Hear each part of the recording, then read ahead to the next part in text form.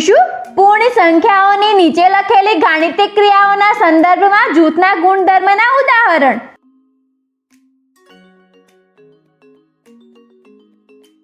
One મહોત્સવના સમયે આકાશે 9 વૃક્ષ વાવ્યા, અજયે 7 વૃક્ષ વાવ્યા અને બબીતાએ 3 વૃક્ષ વાવ્યા.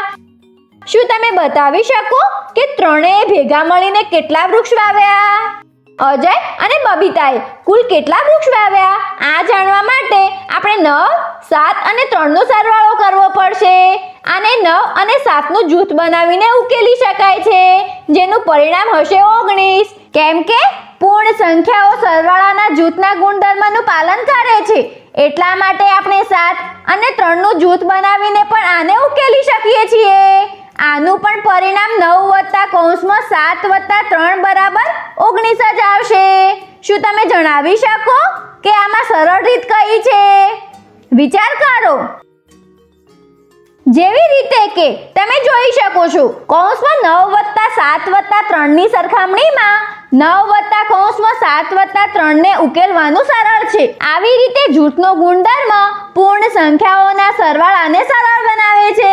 બંને રીતથી આપણને આકાશ, અજય અને બબીતાએ વાવેલ વૃક્ષની કુલ સંખ્યા 19 મળે છે.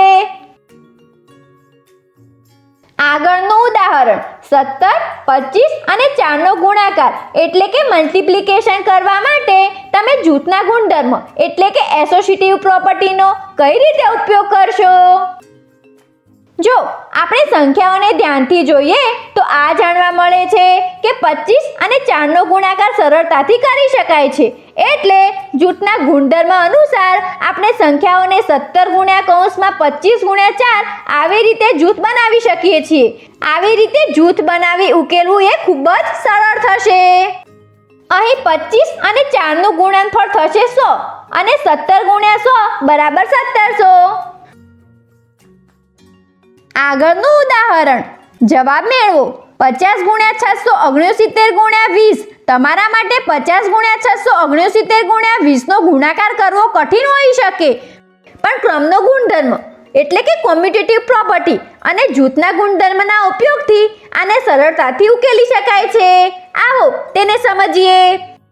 ગુણાકારના ક્રમના ગુણધર્મના ઉપયોગથી આપેલી સંખ્યાઓના ક્રમ બદલીને આવી રીતે લખી શકાય છે અને જૂથના ગુણધર્મના ઉપયોગથી આવી રીતે જૂથ બનાવી શકાય છે. 50 અને 20નો ગુણાકાર 1000 સરળતાથી મેળવી શકાય છે. આવી રીતે 1000 અને 6069નો ગુણાકાર 6,69,000 પણ સરળતાથી મેળવી શકાય છે. આ વિડીયોમાં આપણે જોયું પૂર્ણ સંખ્યાઓની નીચે લખેલી ગાણિતિક ક્રિયાઓના સંદર્ભમાં જૂથના ગુણધર્મના ઉદાહરણ. આગળના વિડીયોમાં આ ગુણધર્મ સંબંધિત ગેરસમજોને દૂર કરીશું.